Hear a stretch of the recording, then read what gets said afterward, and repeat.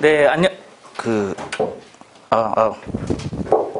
네, 안녕하세요. 국립외교원 PSAT 자료해석 강의 맡게 된 김정재입니다. 만나서 반갑습니다.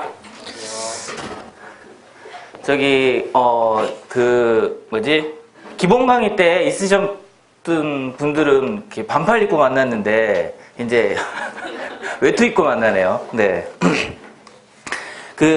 국립외교원 과정 45명 발표됐던데 작년이랑 똑같은 거죠.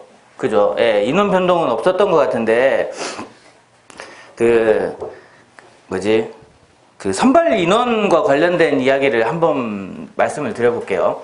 원래 모든 시험이 정권 초기에 있죠. 정권 초기에는 인원이 잘립니다. 대부분. 왜냐면 큰 정부 이론과 작은 정부 이론이 있는데 작은 정부를 우리나라 사람들은 선호하는 것처럼 보여요.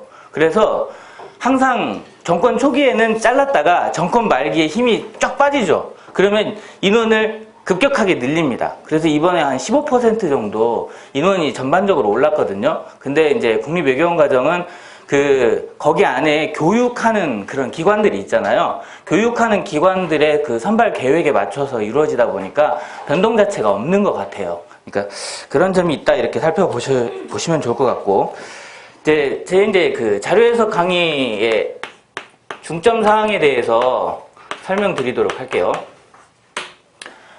자, 여러분들 커트라인을 봤더니 한 70점 초반대에 형성이 되는 것 같아요. 70점 초반대면 내가 이제 100점 만점에 개수로 하게 되면 40개죠. 내가 한 5점 정도를 맞으면 안정적으로 합격할 수 있는 근거가 됩니다. 이 75점이 되려면 지금 이제 자료 해석하고 있습니다. 4분의 3을 맞아야 돼요. 맞나요?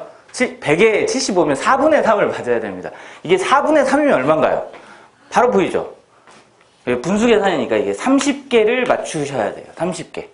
30개를 풀어도 되고요. 100%의 확률로 정답률이 있다라는, 그러면 30개만 딱 맞추시면 돼요. 30개만 푸시면 딱 돼요. 근데 대부분 이런 경우는 거의 없습니다.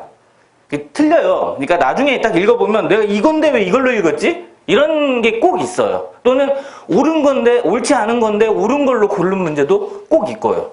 그리고 사소한 계산 실수가 있다거나 이런 문제들이 꼭 있습니다. 그래서 대부분은 어떻게 잡냐면 한 90% 정도 잡으면 나쁜 실력은 아닙니다. 나쁜 실력은 아니에요. 그러니까 내가 푼 문제의 90% 정도가 되면 괜찮다는 거예요. 그러면 이게 33개쯤 풀면 괜찮다는 얘기가 됩니다. 이게 지금 이거의 10%, 제 어림산으로 이거의 10%가 3개죠. 그러니까 3개를 더해서 이렇게 선정한 건데요. 33개 정도 푸시면 합격권과 근접해 있다. 이렇게 보시면 돼요. 33개를 어떻게 푸느냐가 관건인 거예요. 그러면 33개를 푸실 때 일단은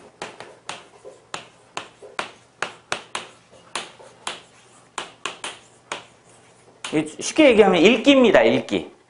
옛날에는 여러분들 독해 문맹률이라는 말 들어보셨죠? illiteracy rate가 옛날에는 지금 미국 같은 경우는 좀 높기도 한데 좀 발음이 좀 안 좋죠? 죄송합니다. literacy가 우리나라 같은 경우에는 99% 가까이 돼요. 대부분 다 읽을 줄 알아요. 그래서 새로 등장하게 된 개념이 너 읽을 줄 아는데 이게 무슨 말인 줄 알고 어떤 의미인지 아니? 이렇게 물어보는 겁니다. 그래서 글을 읽으시면 어떤 사람은 굉장히 빨리 읽고 어떤 사람은 굉장히 천천히 읽는 경향이 있어요.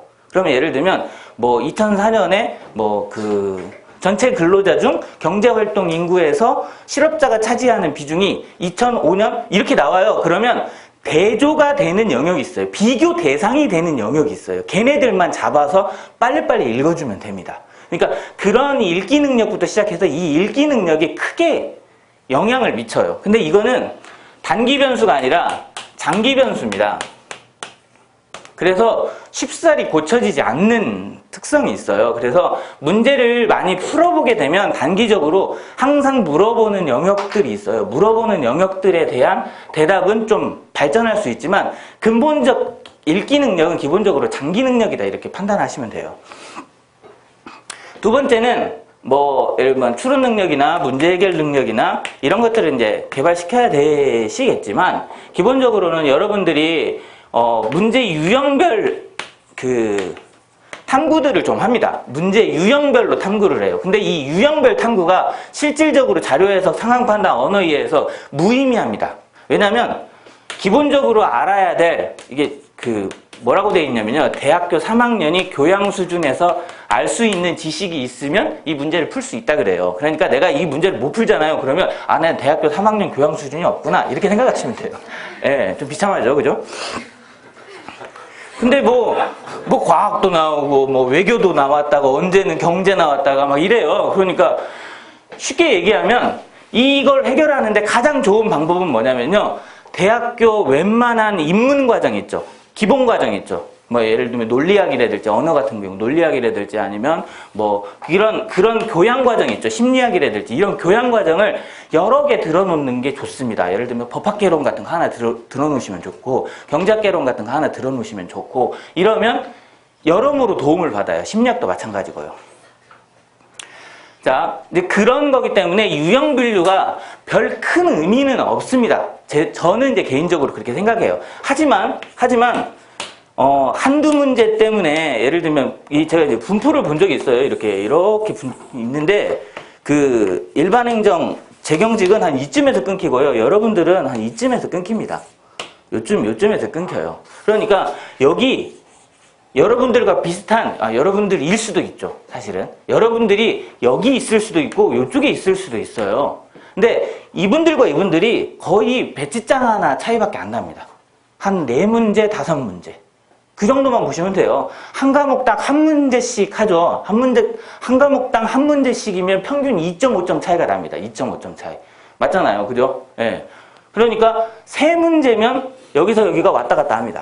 3문제 차이예요. 3문제 차이. 그러니까 그 미세한 차이를 어떻게 발견해 내실지에 관련된 거로 유형별 접근을 하고 있다. 이렇게 보시면 될 것 같아요. 그래서 오늘 강의부터는 제가 이제 올해 기출문제부터 강의를 한번 하도록 할 텐데 이 기출문제를 보실 때 어떤 점을 보시면 되냐면 일반적인 이론이 있어요. 뭐 예를 들면 뭐 분수나 뭐 증가율이나 뭐 이런 얘기들이 있습니다. 이런 것들이 어떻게 적용이 되고 어떻게 노하우가 어떻게 펼쳐지는지 한번 살펴보시면 좋을 것 같아요.